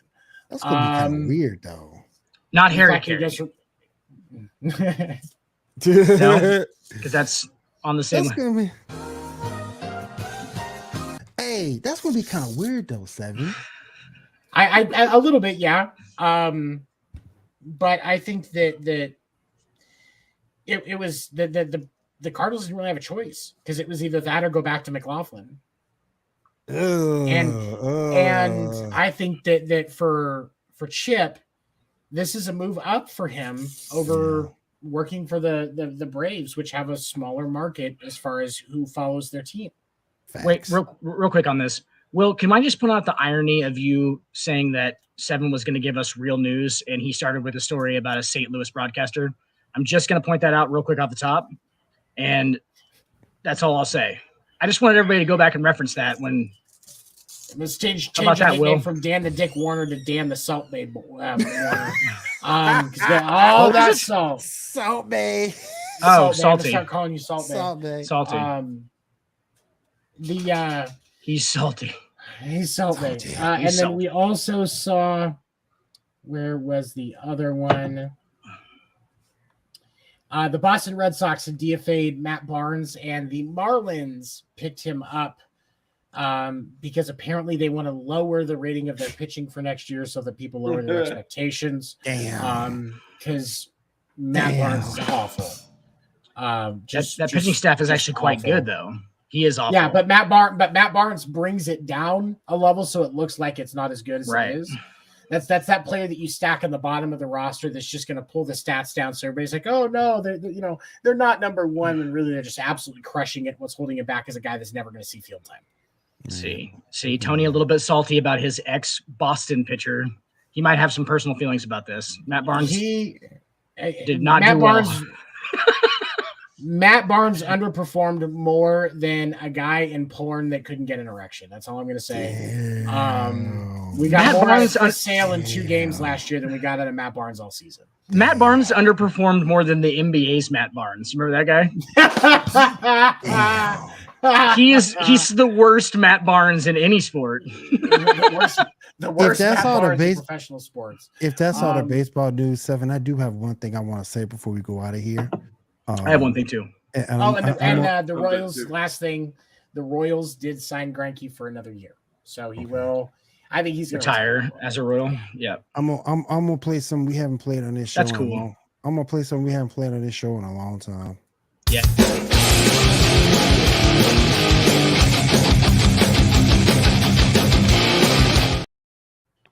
I just want to say very, very quickly, I'll put it in our group chat. Jason Whitlock, you're a piece of shit. You're a piece of shit, Jason Whitlock. What you reported on earlier today, you went on, I believe it was NBC's network. You went on there and Tyree, correct me if I'm wrong. I could be wrong on the last name, but that young man Tyree Nichols that passed away. You gonna blame that death on black women? Bruh, you are the world's most terrible person. I actually respected the crap out of what Stephen A. Smith had to say about that. The world's not easy for me to say. Just terrible person. You are a terrible person. You don't, and you go on NBC of all networks, the network that promotes racism, a network that has you tell the producers what you're going to talk about before you go on air. You're going to do that. Jason Whitlock, you are a piece of shit, sir. And I ain't got no problem in saying that. Well, he's been doing that shit for years, man. Hell yeah. You mean Jason Uncle Tom Whitlock? Yes. What the fuck, dude? He's terrible, bro. So they got him is what happened. Like all these networks wanted to make him talk more white, and they actually got him, dude. Like they got him to the point where he actually just thinks he is white, which is fucked up. It's really fucked up and weird. But like that, I think he's been in TV for so long, dude. Like they just brainwashed him, and now he's just doing their fucking work for him. Exactly. And it's a shame. It's a shame that you sold your soul for the dollar. Well, and here's the thing that baffles me about Whitlock's comments and the way that he approached that. You saw, because I mean, for those of you that don't know, if you look hard enough, there are content creators that are police officers on Facebook and TikTok and YouTube and all of that.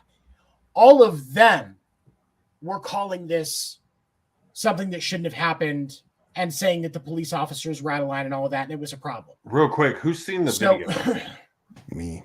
I watched it almost immediately. Oh my god, it's tough. It's rough. It's rough, man. It's rough. But for me, when you have individuals that have worn or wear the badge, that are just immediately like, yeah, no, that was brutality. That's when you know that there's a fucking problem. Now, the only reason that it wasn't driven home as much is because it was black police officers doing this to this poor man instead of white police officers. If it was white police officers, we wouldn't be able to beat that line because the first white cop just got released today. Yep. Today. And that's the thing is, it's like, why are we? And he's not being charged so far. Yep. Why have we failed so much as a society that it's this fucking backwards? That the police are the ones that are finally saying, hey, this shouldn't have happened. Memphis Police Department, to their credit, has worked their ass off to get this right and work hard to make sure that justice is served. But Whitlock is going to open his fucking mouth and say something that goddamn stupid? Are you serious? Come on, man.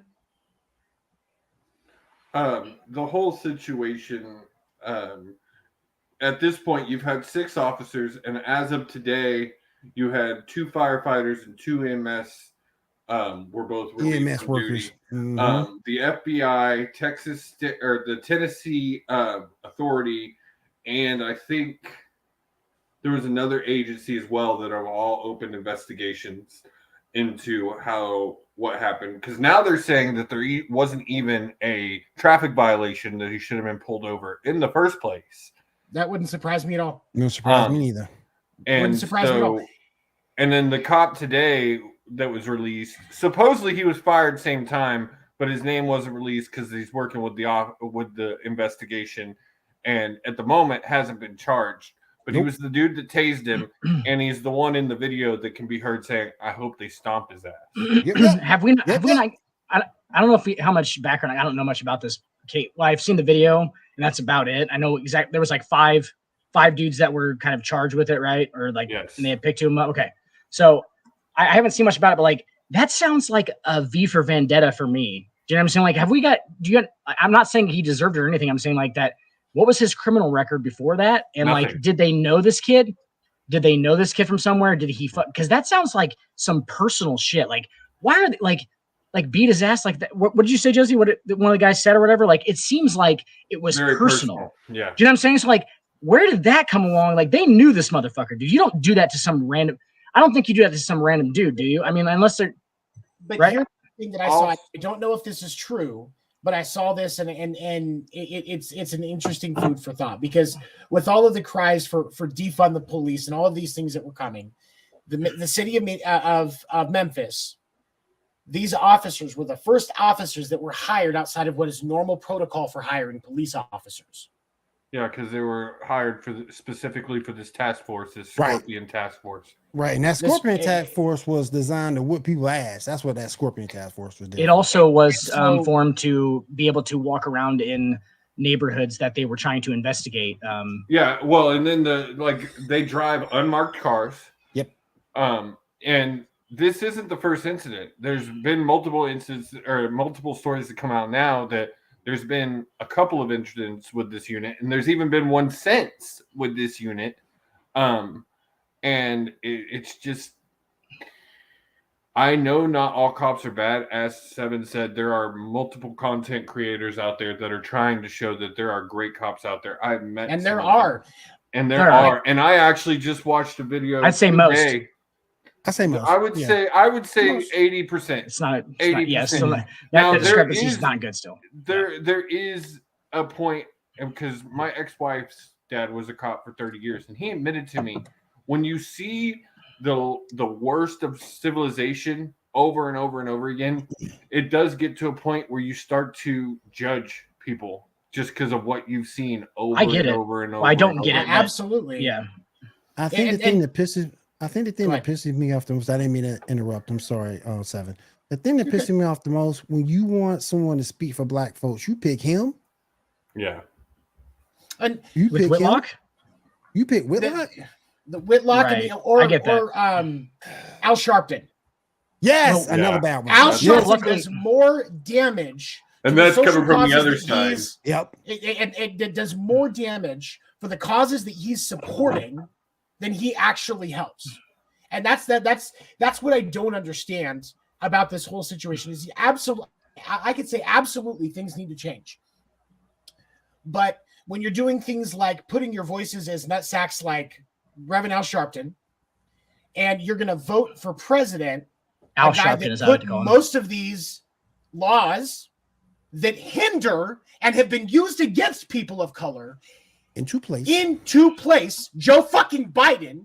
Mm-hmm. I will say But that you're was gonna because sit it was there- the lesser of two evils, but It's damn don't get me close. started on that. But It's damn close, though. The problem is, at this point, we're not getting anything fucking done. And it's because there are too many people that are being distracted by red and blue and not looking at the actual issues. Guess what? Exactly. Snowflakes Perfectly come in said. multiple fucking colors. Perfect. And the perfectly sooner said. everybody fucking realizes it, that faster that we will get to some actual fucking change in this country. Al, Uncle Tom Sharpton. Oh, well, huh? I mean, I 100% agree. Fucking And Al Sharpton. I'm hoping that this starts. Now, you're Hey. hearing a lot we of want- people say you don't see the blue wave behind these guys. Had they been white cops, you would have seen it. And Yep. I don't know if that's 100% the case. It's not. Once this body cam footage came out, no one could have defended these guys. Personally. Black, white, yellow. But here's the thing. Can any of you guys agree or disagree with this statement? If it was 5 white cops that did that did a majority of the damage to this young man, Chaos. what would have happened? For once, it was not. Riots, That was me. more riots, more protests. Oh yeah. For what we saw with George Floyd in 2020. And That I would would've say, kept back up. well, and I will say one of the reasons I think that the riots and protests this time were a little bit more contained is they did prepare the public, like for a week before. I think I can't remember who said it. We kind of, I think I saw it on a TikTok. We kind of treated this video dropping like an album drop. And don't forget the parents also asked for peaceful protests. Yeah.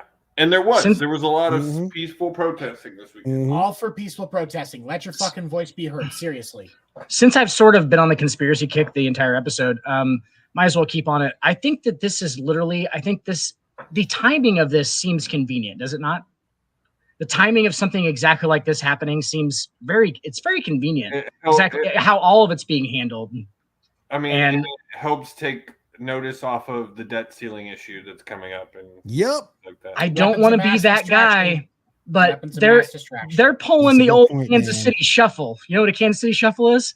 It's when you look one way and they go the other. That's called the Kansas City shuffle. They're pulling one right now. That's a good point. They're pulling one right now, dude. How perfect is it? People heard, literally, I heard when he got killed, I heard the first time, I didn't know that it was because they said killed by 5 police officers.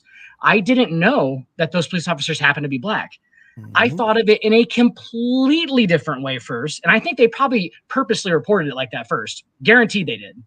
Absolutely. And made people learn, made people learn about them all being black, correct? Yep. The timing just seems convenient for you to look one way, they go the other, and then when you catch up with them, they're exactly where they want to be. It's a weird. It goes even more onto the other side of you didn't have the smear campaign of Tyree Nichols as you would normally get, like we did with the George Floyd. Yeah. The reaction was maybe the most important. The most important part to the whole thing was the reaction to it. Yeah, and how they would react. Would it be violent protests? Would it be fucking and. Dude, it just seems very, very conveniently timed. Which, I mean, it would have been really hard to smear Tyree because he had no criminal record before this. He's never been in trouble. He's never had an issue. It's not to condone or say anything like that, but there was no negative things to say about this kid. Right. And like I say, don't put up. If you want to get somebody to speak for me and my brothers and sisters, don't get Jason Whitlock. Hell, get Josie. Right? Don't get it would definitely be me, but let's be honest here. But yeah, yes. I mean, you're going to get more success out of telling everybody to fuck off and writing Dave Chappelle because he's going to say something. I'm just waiting for Dave Chappelle to open his mouth. To say something. Yeah. Oh don't get. What's up, KW? Haven't seen him in forever. Don't get. He does live. Don't get Jason Whitlock to speak for me. Don't get Jason Whitlock to speak for KW or any other person of color. We don't deserve that punishment. We don't. Well, it's hold on. You want to know what it is? I just thought about this. You want to know why? Jason Whitlock is the male version of that chick that's on Fox News with Candace Edwards. I was going to say that earlier. That she's black, but clearly so far beyond brainwash that Tomi Lahren almost looks fucking sane. Yeah. You're right. But and that's the thing is because it's a lot easier for these to keep people brainwashed. And they just pay him ridiculous amounts of money, Tony. Sorry, go ahead. And they do. You can't tell me Candace Edwards isn't making part of the brainwashing. Part of the brainwashing. Because they've got a black person that's parroting this bullshit. I do good, brother. You good? Good to have you here, brother. Good to have you here. Good to see you, KW. Thank you for joining us. You have these two individuals that are being puppeted behind the scenes and parroting this bullshit and keeping everybody divided. Now, there are people that do this on the other side of the aisle. I could go on for fucking hours about the Democrat ones as well. But the truth of the matter is no, it's absolutely not. That's why the two-party system is so fucked is because the media has controlled it. Oh, yeah. Why is there only two sides to something? There's so much gray area. There's so much. But the thing of it is, for me, like you these two individuals are causing more harm than good for any kind of fucking progress because they're feeding a narrative that we should have we should have been able to successfully get rid of by now, but we can't because of the fact that these two individuals sold themselves out and are allowing themselves to be manipulated. There's much of an issue with those people that y'all mentioned as there is with your Ted Cruz's and your Marjorie Taylor Greens and your Lauren Bobberts. Like you said, it's on both sides. There's crazy nut jobs on both.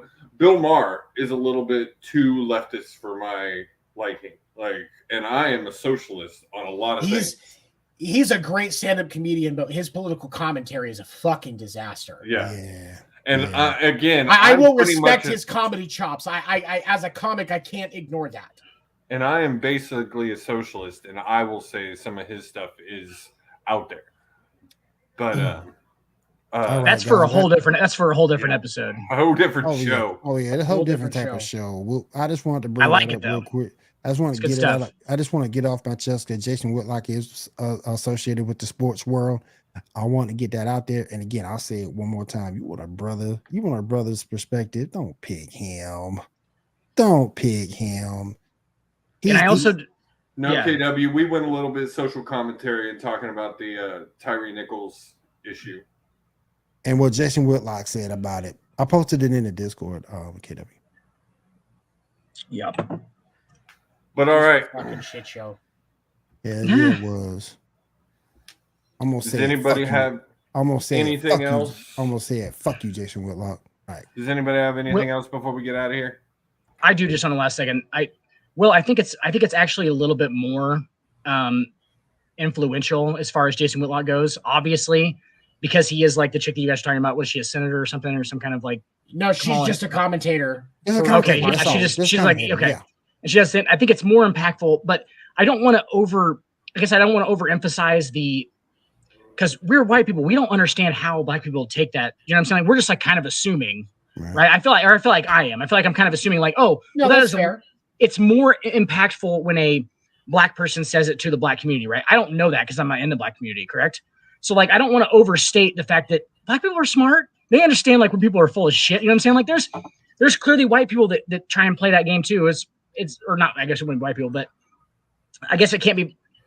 You guys get what I'm saying? Like I don't want it to be overplayed. Like we think that we know what we're talking about either. Do you know what I'm saying? Because maybe I think black people are definitely smart enough to just be like, yeah, it's full of shit. Most black people that I've talked to have a pretty good bullshit detector. I'll say that. It's not just there as a person part of the LGBTQIA plus community. Like you have to sometimes have blinders on because some people are just like this whole thing going on with the Harry Potter games. Oh. I am a trans person. I'm going to tell you right now, I will be playing that game. I will be playing it. I'm glad you brought that and up. It's not to me like I love Harry Potter. I grew up with it. It has been a huge part of my childhood. Do I despise the creator and what she stands for and what she says? Yes, but at this point, if I want to enjoy something that has been a part of my entire life, I have to get past that. No matter what, the art and have I a can problem with respect the art and have a problem with the artist. Right. Does it bug me just a little bit that everything I get towards Harry Potter goes to her? Yes. But unless you get literally every single person in this world to say, nope, I'm not doing any more Harry Potter, it's not going anywhere. Right. Look at I'm going to throw it's a small example, but I'm going to throw something up here as similar line. It's a problem that we can solve that we're just not. So Harvey Weinstein owns the rights to my favorite movie, and hand to God, this is my favorite movie of all time, and that's Dogma. It's a Kevin Smith movie. Harvey Weinstein owns the rights to it. The reason why we have not seen any Blu-ray releases, extra commentary, any extra thing with Dogma, like we've seen with pretty much every other Kevin Smith property, is because Harvey Weinstein still owns the rights to it. And so instead, you can go watch Dogma for free on YouTube, and Kevin Smith has said go for it because he doesn't want Weinstein getting any more money, and you won't find copies of Dogma in regular stores anymore, and it's damn near impossible to find Dogma on Blu-ray. Yes, because I found it on DVD at a half-price books a couple of years ago. And but the truth of the matter is, there are solutions to get the rights away from Harvey Weinstein to where we could make a new product. But instead, a movie that is a cinematic masterpiece and commentary on religion versus faith is not getting the public attention that it should because the decision was made to let the property die And nobody benefits from that. Nobody benefits from that point of view. But with continuing to utilize Harry Potter, as long as we have an understanding that trans people are people too, trans people have rights, people in the LGBTQIA X element, everybody has fucking rights. I mean, no, I totally, I have a hard time. I'm not saying to be disrespectful. Right. There's so many goddamn letters. It's like a fucking alphabet. I have a hard time getting it right. But again, it's not to disrespect. There's a lot. I don't want to miss anybody. But we can, as long as we all understand she's wrong. Yep. And this is an art that we can all appreciate because we can do what we want in that world. Exactly. There are so many fan fictions that exist now from the Harry Potter universe that are that incorporate representation of the LGBTQ and plus community and all of that. So the game creators have that option in it. There is an option to be non-gender. And so why are we going to get caught up in this when there are more important problems in the world that we can be arguing about, like the fact that the Chiefs are going to win the fucking Super Bowl in 2 weeks? Well, there you go. There you go, so KW. You got one pick right there. Real quick. Right there. Does everybody know their records so far for the entire? I quit counting because I lost too many. So I'm sitting at 11-1. My only loss was the Tampa Bay beating Dallas. I got both of them last week, right? I think Dan, are you sitting like 10-2? Yeah, I think I was gonna say I think I've lost 2 that I can think of. And Will, I think you're sitting like 9-3, something like that. Yeah. So, this one's tough for me because really, I'm just excited for the game in general. Like, I think this is going to be one of the greatest Super Bowls we've seen in at least a decade, if not longer. I'm excited for all the stories behind it. If you want to call it the Reed Bowl, the Kelsey Bowl, like, hey, I got to give Pat credit. I don't know what he said to his wife and his brother this season, but they have been much less of a problem. They have been no problem. You haven't heard a word. Do you guys think they got a serious talk about that? Oh, I do. Serious talk? Oh yeah. Maybe. Y'all are costing me money. I think Seven sent Martha up to talk to him. That's what I think. The Chiefs hire out for that kind of thing. Seven had Martha go up there and talk to him. That's what that was. Martha. They had the dude from the campaign. Martha put the ass in place. But, bitch, yeah. You better shut the hell up. You better shut the hell up. I really don't know. Just to be different, I'm going to say the Eagles, but I think it's going to be another tight game. I think you're seeing 24-20, somewhere in that range. It's going to be really close. Thanks for leaving the door open for us, for me and Will.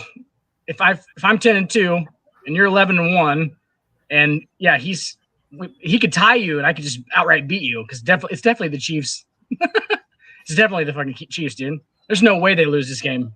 No way. Not a way.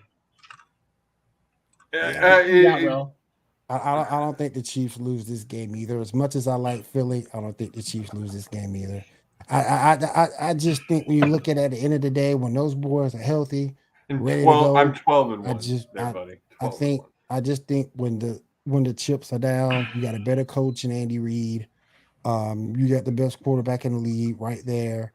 I think it's going to be a close game, but I still got to take the Chiefs 27-24.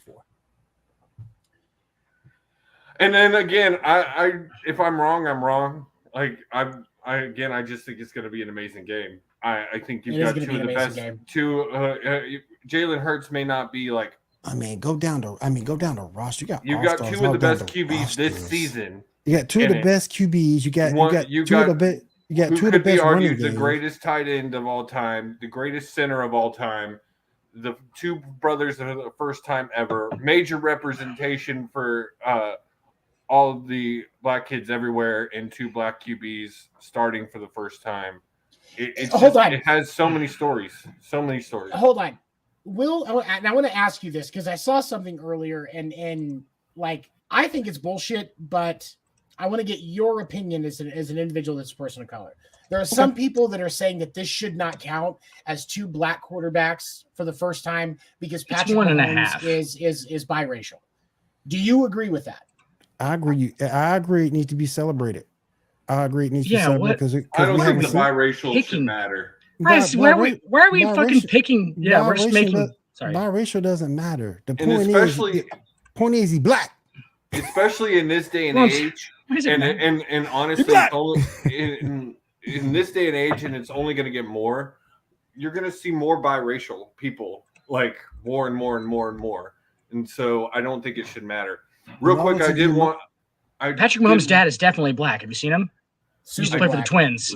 Did want to say definitely a black guy. He is a light skin. That's true. So That's stupid. true. He is light skinned. That's Like, true. why- KW. Just picking fucking. Yeah, I get it. Okay. Will, I guess I did want to say this real quick. Did you see Royal Rumble broke record for WWE? $7.7 million gate. Yeah. That just means they charge more for tickets. They did. The tickets were crazy. They conned a lot of people. You charge as much as you want. You can charge $7.9 million for one ticket. They conned a lot of people too. I mean, like I said, Wait, Tony conned a lot of people? No, they Nick conned a lot of people. Nick conned. Hey, yes. Nick conned. Count it. But all right, everybody. So I didn't actually say it, guys. Earlier, I tried to get Sacks on during our break because I was going to ambush Will with some LeBron James. I didn't actually say LeBron James earlier, so I needed to say it in the episode in some kind of reference. So that actually is in reference. It ain't my fault, y'all. It ain't my fault. That is in reference. I'm not ever gonna I'm never gonna break this streak. I have like a ridiculous streak going. Never gonna break it. I will say in the next couple of weeks we are gonna do that debate because I want it. I want to see it. But Will, you got to find. MJ LeBron. I got somebody to come on. You gotta need backup. He's got somebody. I'm gonna moderate. I have people watching him. I know who he's got. I know exactly who he's got too. But I'm doing full out for this. All right, this is a full out thing. All right, everybody. That's going to do it for us here. The debate to end all debates. That's going to be it for us here at the Sports Report. Join us again next week for all the fun and shenanigans that this crew is going to bring you. We'll see you again next week, guys. Have a good week. Good to see KW. Peace, everybody. Peace, KW. Still going, Will. Even when you feel low, you can still go. Even when you feel slow, you can still go. Even